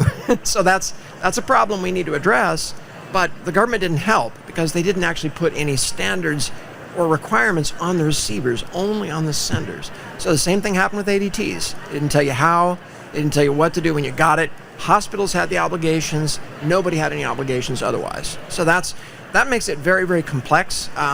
But the good news is that there are things that we can do, but I think in the adoption area, the subject of our discussion today, if we don't have if we don't pay attention to the educational requirements, one of the things that the RECs did back in the day was they actually did the work of helping people figure out how to use these things. Right. And there are no agents of that sort in the marketplace today. Zero. So we try and play that role, but we are a small not-for-profit trade association, and this is a mass market retail problem. There are thousands and thousands of organizations all trying to make sense of this. We can't communicate to those thousands of organizations ourselves. So I think a gap that is the biggest problem we've got is education is the gap. Like the technology is actually there. Right. If you knew how to use it That's right. in a sensible way and configure it in a sensible way, then it could be valuable. But in the way it is, in many cases, it's not valuable. In fact, in most cases, it's not even visible. The adoption of certified technology, meaningful use, the MAC or MIPS program all involves incentives. Are there any incentives for interoperability? Do there need to be? Well, I think what you're starting to see, in fact, we're in a period right now of notice of proposed rulemaking, 2 rules that are going through CMS right now that have the incentives. They've got incentives for MIPS, but again, those incentives are usually tied to a certified EHR because you have to have some way of determining whether you met those incentives or not. So, our regulators are famous for the carrots and the stick. I worked at Allscripts back in the day before we even had EHRs, and I was pushing hard for electronic prescribing. Competition was a pad and a pen. And the physicians didn't realize that just a decimal point could mean life or death for a patient, right? And we gave it away for free at Allscripts until we ended up with incentives that said you will get 2% more reimbursement from Medicare if you do 50% of your prescriptions electronically. Did we see any real movement? Yep. And then when the stick hit, which is you'll have a reduction of 2% of your total Medicare claims filings, your claims amount, did we see hockey stick growth? So, it's unfortunate, but when you really look at the systems, they operate on very small margins. So pay me more. It's not that it's not an altruistic. Everybody wants the patient to be treated better. But when you're looking at, the ways that systems, hospitals, and other stakeholders need to keep their doors open, it's like, either reduce my amount I'm getting reimbursement for, or give me more, and you'll start to see some of those movements. I think the regional extension centers were paid somewhere between $4,000 and $5,000 for each practice that they got for adoption and some meaningful use. Larger practices, maybe more. Scott, where does trust work into all this? Well, I think so. There's several aspects of this trust. So Michael mentioned this notion of stakeholder trust, that the stakeholders need to understand that they're being held to the same bar from a cybersecurity, cyber health standpoint. I think that's one aspect of it. The other kind of key aspect of it is actually identity trust. So trust that you know who you're talking to. Yeah. This is actually much more important today than ever before. So in fact, I'm personally of the opinion that what we need is a veracity engine. Like, what is it that tells me this is really who they say they are? What is it that told me that, like, I wrote this, that this is a contract that you and I signed, that this is... We have technologies to support this. We do not have adoption of those technologies. So digital signature supports that very effectively. If I want to say that a person is who they actually say they are, there's no reason that you couldn't actually have literally a cross-platform mechanism to say, this is me, as opposed to Meta saying, oh, for $8 a month, you can be, identified on, on the system. Actually, that's not Meta, it's Twitter. But in any case, that whole notion of trust and identity is essential. Today, like for digital identity in healthcare and just actually in general terms, the technologies are available and we're already using them, but the policies aren't in place. So like we use this capability today, log in with Google, like, this is enabled by OAuth. Okay, so this workflow is what they're talking about TEFCA using for individual access services. And it could work, except that you're in circumstances where you don't necessarily have accounts at both places. You've got records there. You only went there once. You never got a portal account. So in order for that health system to trust this caller who has never even had an account at that system, a very much higher bar around identity has to be established. And that's an element of trust that I feel like is really important for us to figure out. And the identity industry is very, very early. So it's a very, very, people think of it as being something that we've had for a long time. It's not. This is all brand new stuff, and it's changing really rapidly. So I think that's a big element we haven't talked about. You know, one thing about trust that I wonder about is if a provider 2 years from now turns on that TEFCA faucet, data comes down on a patient, how willing are they to trust that data that comes down? I'll give you an example. Current pharmaceutical insurance coverage, you know, there's a diabetic medication that has a side effect of weight loss. Now, everybody, a lot of people go, give me this for weight loss. And so their insurance will cover it. Their provider has to give them some type of diagnosis or pre-diagnosis of diabetes to get coverage. But that makes you wonder how much you can trust the data that's coming down. And one other thing I'll say is, and you touched on it a little bit, Scott, that you actually trust that the data you're getting is on the patient you're inquiring about. Yeah. That patient matching aspect. Where are we with that? Is it safe yet to go in the water? It's actually not that unsafe. What it is right now is just not very. It's not very convenient. So right now we are like you can get an app and get your records today for the most part, actually from any certified EHR. That's actually a thing. It really is. But you got to have a username and password from every single solitary place. So they know it's you. Now, the thing that's, I think, really interesting to figure out with the specific question you're asking is, how do you get the patient plumbed into the decision-making process about whether their records are accurate or not? Because that is actually not a thing today, generally. But it happens all the time. Like people will look at their records and say, I never had that procedure. This stuff. And it is actually a real problem. It could be a real problem if your records are incorrect. So getting that trust level up is going to require a patient engagement that today is not really a real common thing. Patients don't engage at that level generally with their health records. They may want to, but mostly they don't. When they're healthy, they don't care. They get really sick, they don't understand their records. They're really complex. So it's the one area where you really get a lot of value is in the places where people are managing chronic conditions. That's when they engage. And those are the ones that are going to say, I never had this condition. That's not even the medication I'm on. Those kinds of things.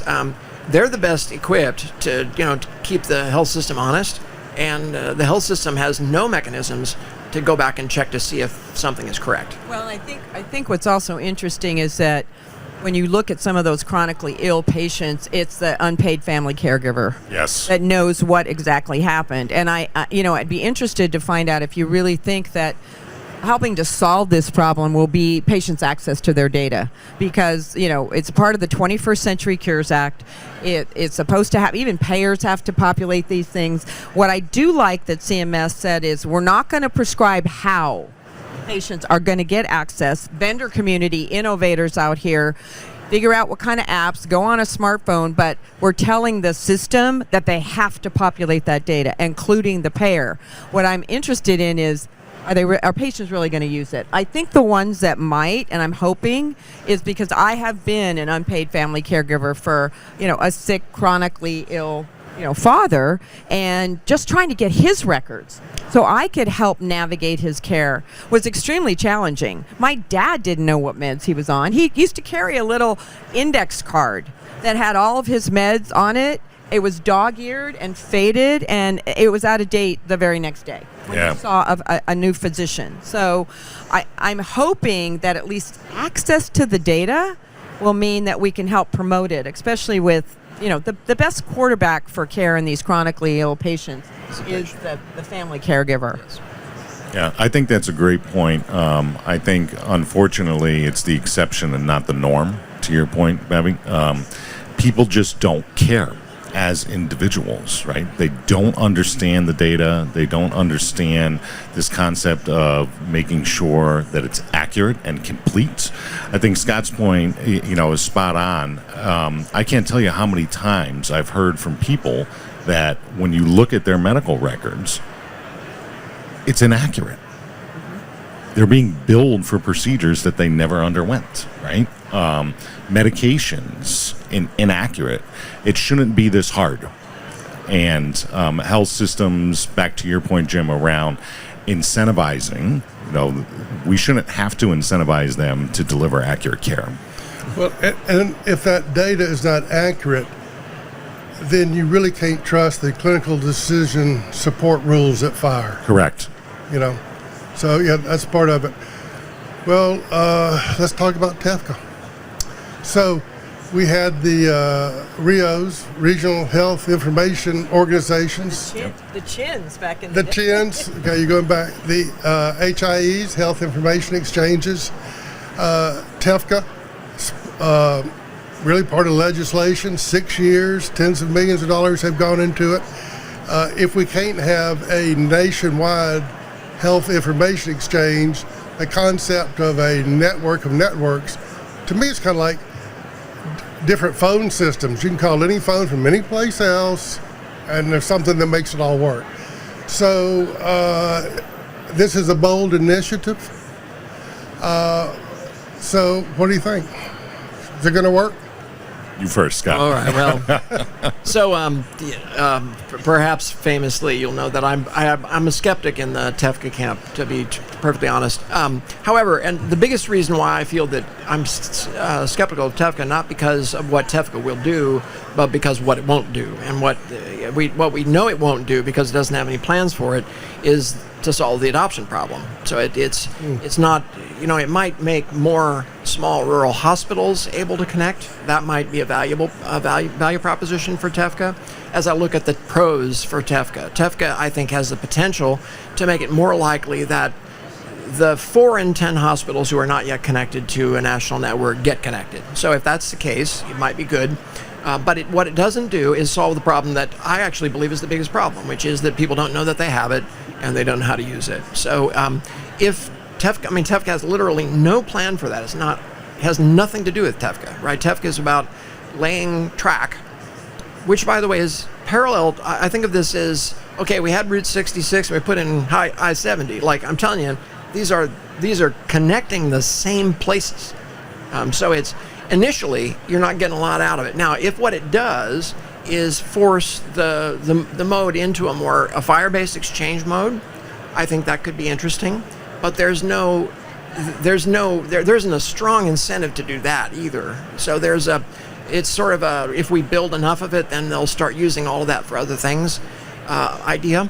And so far, I have not seen that will necessarily work. But I think Micky is actually pretty transparent about what he thinks about this. I think he believes that it has potential, but he also is self-aware. This is not a silver bullet. This won't, unless the industry actually jumps in and adopts it and utilizes it to its full extent, it won't have a huge impact. That's my 2 seconds. As one of my good friends says, it briefs well. TEFCA briefs really, really well. Yeah. But I think Scott is spot on. There's still an adoption challenge, right? Is it going to be used from a care delivery perspective? And to your point, Jim, is it going to be trusted, right? The data that's coming from that. I think we've seen challenges from a delivery perspective across our healthcare system for years. The behaviors are still there. So back to Bevey's point, how do we train, educate to make sure that those behaviors don't continue and use what's available from a resource perspective delivered through TEFCA and interoperability in general. I'm sorry, go ahead, Bevey. Well, I think when you look at TEFCA, I mean, we've been around this. We've got to get to a standard for 20 years. And we didn't have the capabilities of doing that because we just didn't have. I worked at Citicorp during the days where we were trying to get interstate banking passed and ubiquitous access to your money. And so I've heard an analogy to this before. But back then, Citicorp and Chase were the two leading banks. They created a standard for sharing that data. Mm-hmm. We had the Social Security number attached to every person doing your banking. Anything you do financially is your Social Security number. And then we needed to have, the ATM. And ATMs were only in individual banks. Mm-hmm. But now, fast forward to today, and no, I'm not saying it's a completely, unpenetrable problem because we see it happen all the time where your financial records are hacked, etc. But at least you have ubiquitous access anywhere in the world. You can find the balance in your bank account, and you have that ability to share that information. You can look at your credit report and determine, is this really accurate? Mm-hmm. Did I take out that loan? Do I really still have that balance? And it's easier in that industry because it started with standards and it started with an identifier, right? And we haven't gotten there yet. So I think TEFCA lays the groundwork for a movement towards a standard. And look, we all want to get to structured data at the end of the day. We want that data to be consumable. To your point, this is a receiving problem, not a sending problem. Yes. Yep. And we want it to be consumable. We want it to be actionable. And we want it to be validated and trusted. Mm-hmm. So it's a framework to be able to do that. But I've been here before. I've heard of this before. I mean, X12 has been around forever. Right. We were pushing X12 as the standards forever and ever and ever. So, I'm hoping the new conversation, the pandemic, everything else will get us to a point where we start to realize we have to start to adopt something, right? So. I like your analogy of the banking system. 17 years ago, I was in Beijing in the Forbidden City, and there was an ATM, and I went over there and put a card in it and got American money out of it. Amazing. Yeah, I mean, and boy, there was trust obviously there's trust there.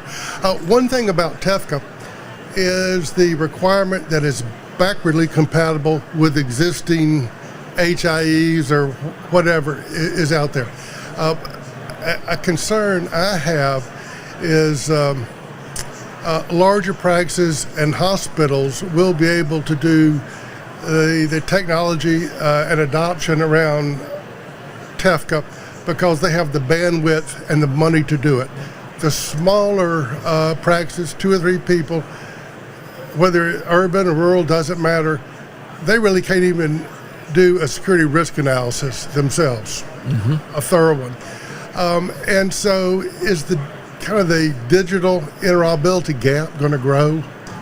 Well, I think there's a gap, and we have to recognize it. I mean, like I've mentioned before, home health as an example, they're not all of a sudden going to, put in a lot of digital workflows. They're barely off of 3-ring binders, and I still think they're on 3-ring binders in the home.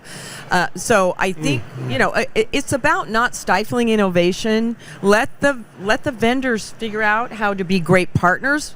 And that's what we do. We've got a lot of skilled nursing facilities, home health. Our flagship product is eFax, digital cloud faxing solution, and it's got this bad F word connotation, but we recognize that 4 billion faxes go through our system and for healthcare. And if we can move that data to a TEFCA framework, we don't have to put those hurdles in place because you're just going to find those. We're discharging patients from the hospital at much sicker and acuity levels than we ever have before. Their treatment is going to happen in places that are not that interoperable. And we've got to get them to be able to have the capabilities or to know they've got it already using direct. Right. If we really want to solve this problem from end to end and make that receiving problem, go away. And I do believe that, TEFCA is like it's this one size, and we have to recognize that the end game is good. But how are we gonna make sure that to your point, all of these more unsophisticated care settings can be able to support a framework like that? Well, the other thing, I think, to your point, that the costs of doing some of these things are going to be difficult for some of these organizations to bear. In some marketplaces, I'm aware of activities in New York, for example, where they're trying to figure out for these SDOH targets, these, whatever you want to call it, the community-based organizations. Community-based organizations like food banks and the homelessness management information systems organizations. These organizations are very much smaller, very much less technically astute, have like very, very small budgets. So how do you give them enough money that they can do what's actually needed to ensure their participation in a network of networks? I mean, it is really hard to do. And you can't. I think you do need to make it right sized. You have to come up a way with assessing a food bank that doesn't hold them to the same requirements of a three doctor practice. It doesn't make any sense to hold them to the same standards, but to hold them to no standards, if in fact they're being connected to this network, is not good either. So you got to figure out what that standard is and create a tailored approach to hitting that market and working right with that group. I think actually also that's true for small practices. Like the 3-doc practice is way different than a health system, and yet the problems are the same for sure. Like the risks are the same. Like that the organization's systems could be taken offline by a fishing expedition or an attack of any other kind, and those things are becoming, all too common. In fact, healthcare is the number one target for identity theft and for cybersecurity incident because, well, for two reasons. One, they're so ill prepared. They're like an easy mark, okay? And then secondly, there's an awful lot of great data there. Like health data is rich, and it's everything that you use to bill, and you have to share that everywhere you go. So all of your doctors have all of this information about you that is eminently hackable. And so getting everybody to the level where they're trusting each other is going to require everybody to be at sort of the same bar. So, few comments on that. I think when we talk about risk, we need to understand the inherent risk that an organization introduces into the equation. To Scott's point, everyone's going to introduce some level of risk. Some organizations are going to introduce more than others, but there needs to be a minimum bar relative to inherent risk. I think to Bevey's comments, our vendor partners have figured this out. Like if we work with the right partners through inheritance, shared responsibilities, right? Those types of concepts, it's already there. Also, to Scott's point, when you think about healthcare data from an industry perspective, we're really playing into significant emotional events from an individual standpoint. I don't know another industry besides maybe travel and leisure where we're dealing with the highest risk in the world. We're talking about the loss of human life, right? If this data is not protected appropriately and if it's compromised. So understanding the risk and caring about the risk that these organizations introduce into interoperability, the TEFCA equation, is really, really important. And without that minimum bar, I'm scared in terms of what can happen. Yeah, I think that one of the biggest use cases that we're starting to magnify is our whole prior authorization process. Yes. Right? Yes. And even in the latest proposed rule for advancing interoperability and prior authorization, CMS is trying to, put a lot of the onus on the payers you've got 72 hours. You have to approve or deny an authorization. And when I talk to my neighbors or at a dinner party and I try and explain, well, what are you passionate about? What are you trying to do? I say, have you ever tried to wait to get your MRI for an ache you have in your elbow? Well, you're yelling at the doctor's office and you're like, like, why can't I get my MRI? This pain is not going away.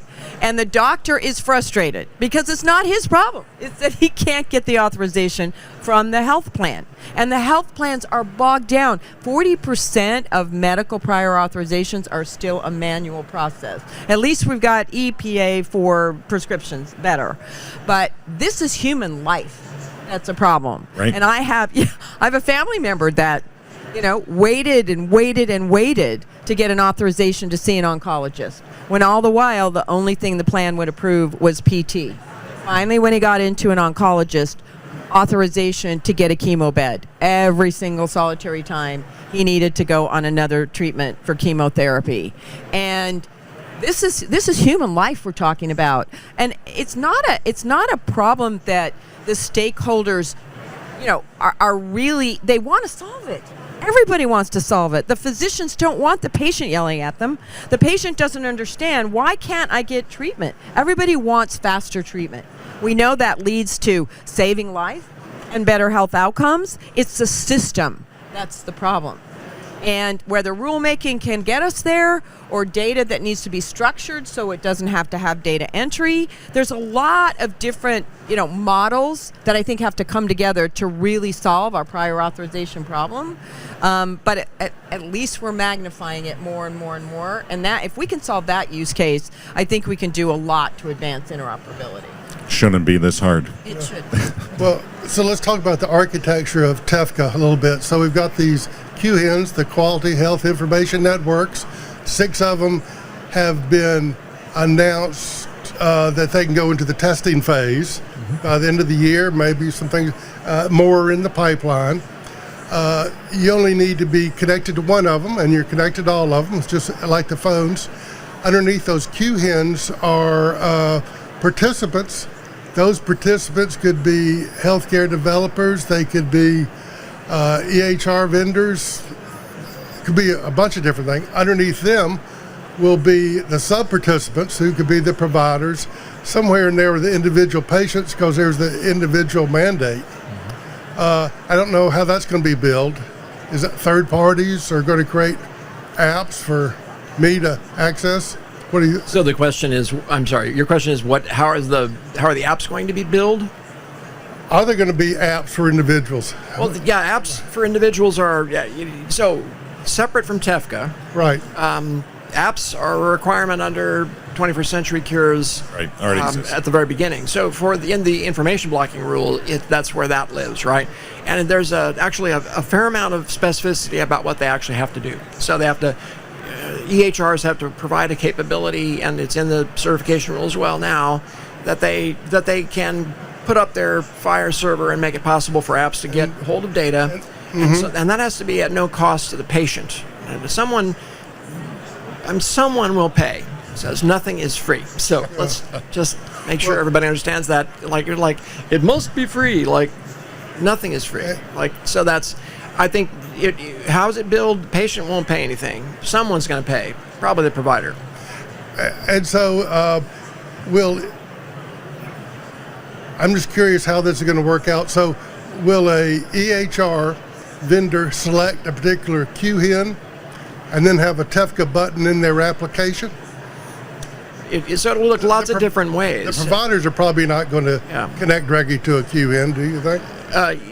It will vary. I think it actually is going to depend on what an EHR vendor does. Right. So, like, if an EHR vendor determines that as an EHR vendor it intends to be a participant in a QHIN, then its clients will be sub-participants, and I think that would be pretty common. That'll be the common case.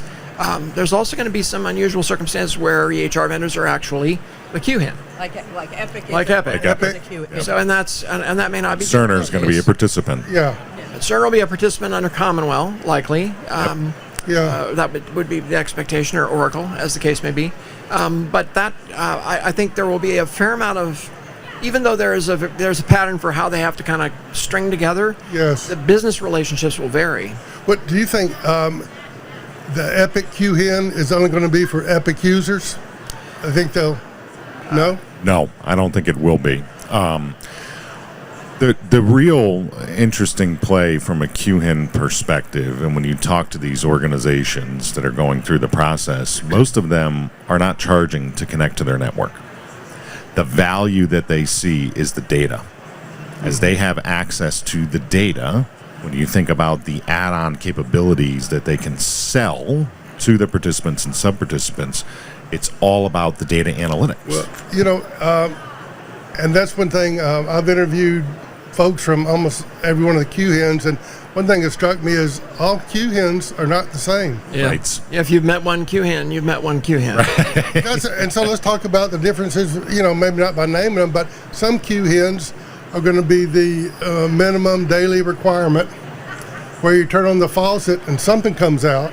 I'm not even sure what's going to come out. What's going to come out? CCDAs or what's going to come out at a minimum? Initially, it'll be CCDAs because that's so they're using the IG profiles, XCPD, which is the cross patient. You're basically going to ask, do you have my patient? And the next question is, can I have their records? So it's those two transactions are in broad use today in the Commonwealth Care Quality ecosystem. And what's interesting for me, I guess, as I watch how this unfolds, is how the care quality ecosystem will devolve into the new TEFCA ecosystem, because there are participants, there are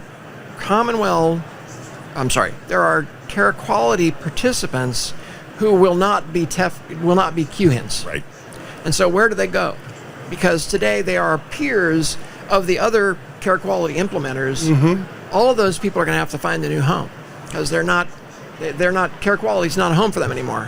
It would basically mean that they have to find a QHIN to hang under, and that's a new relationship for them. So I think that's, from my point of view, I see this as watching a really fascinating thunderstorm. I know it.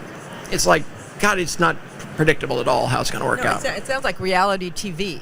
Yes, yeah, exactly. It's a lot going on. And who should I be with? That's right. I think to Jim's point, how do you select a QHIN?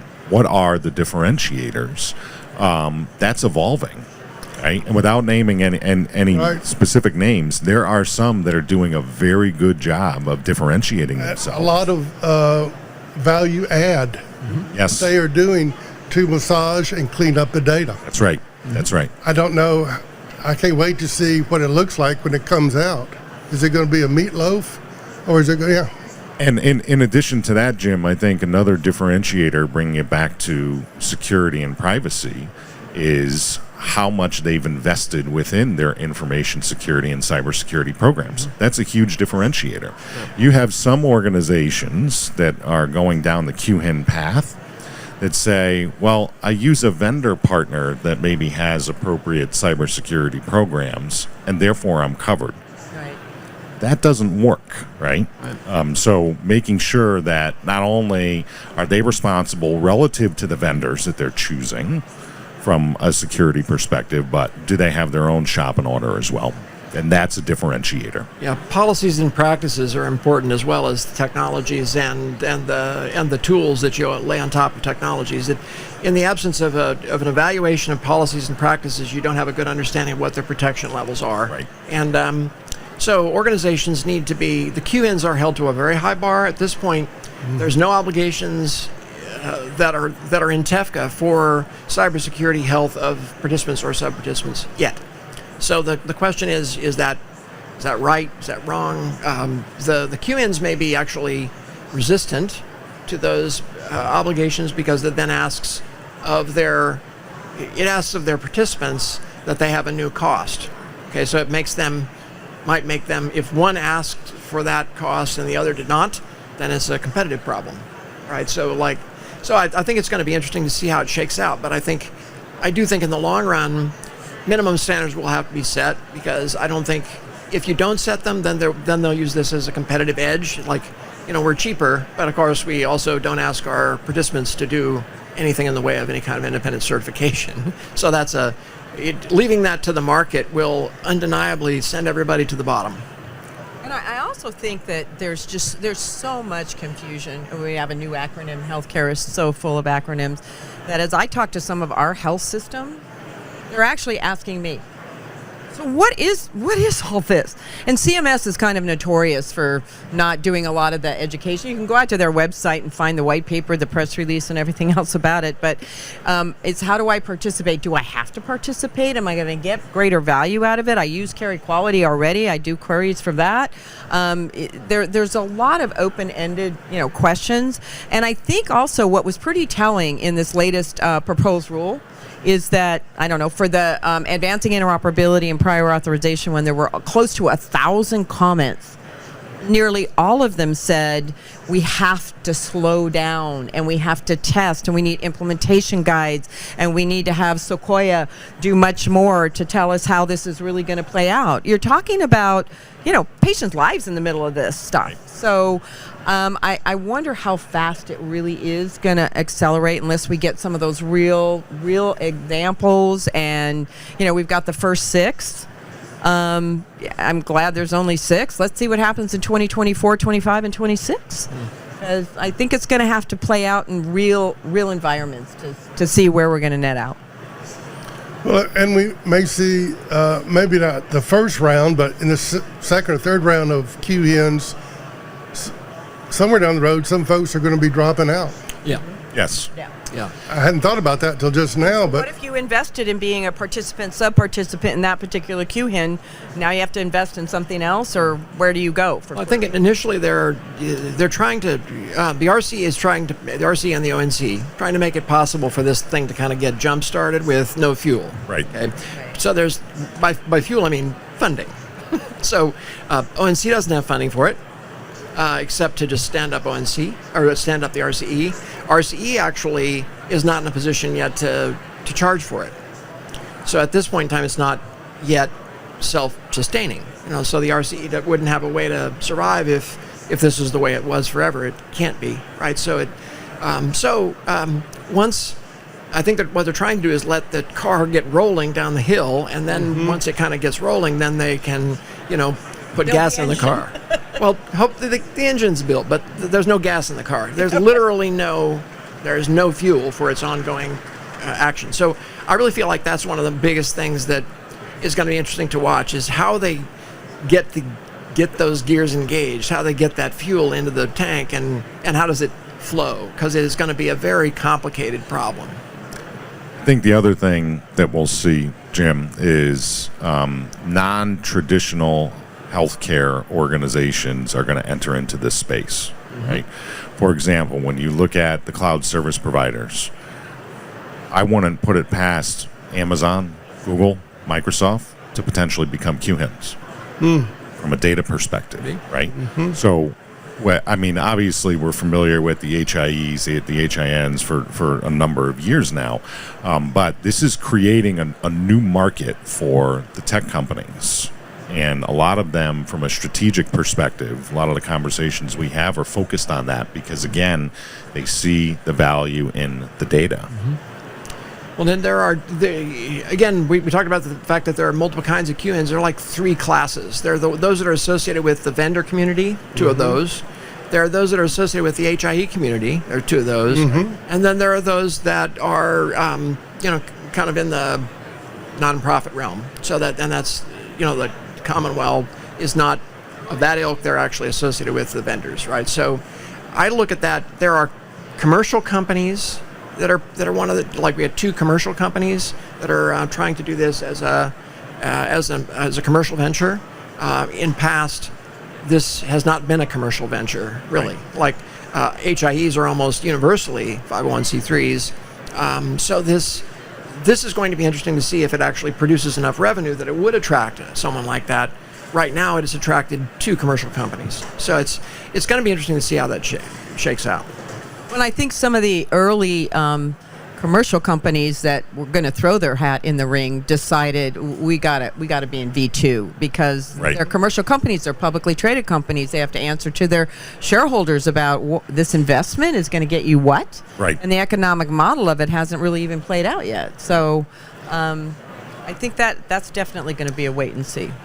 we only have about 5 more minutes. Let me highlight a couple of things that I've heard and learned from y'all today.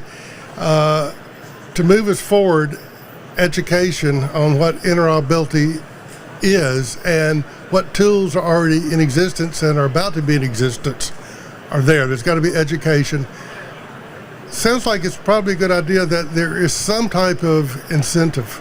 Now, I know that their TEFCA access, I'm not sure when, but maybe next year or the year after, is going to be part of one of the promoting interoperability categories. Yep. So that's the beginning of it. But it's always easy for provider organizations to kind of weave and work around those kind of things. So that's not a true incentive. But education, incentives, what else do we need? I think independent certification for the players in TEFCA is going to be important, and establishing a bare minimum bar. Minimum bar. Because that's in the absence of that, the market won't solve for it, because it's not the QHINs will be disincented to offer it or to require it. What kind of certification are you talking about? Adherence to a framework. Okay. That is defined for a specific stakeholder type. So as opposed to no bar at all. So basically, just knowing that there is that they're doing the right things by their cybersecurity requirements, that they're taking the right care of their user experience in terms of authentication and such. These are really important things to manage. And if you have no rules about that, then you're basically saying that the QHIN is going to be responsible for that because they have the obligation. Right. That sounds good, but again, they're going to be disincented to do it if it means they have to charge their participants for something that not everybody has to do. Gotcha. And I think, just look at the topic of our conversation today. Is adoption the last hurdle? Well, yeah, of course adoption is our last hurdle. But there's a lot to unpack, because what we're asking is for big, huge institutions to change, and we're asking for small individual physician practices to change, and we're asking this whole industry to change. And so we have to get to adoption.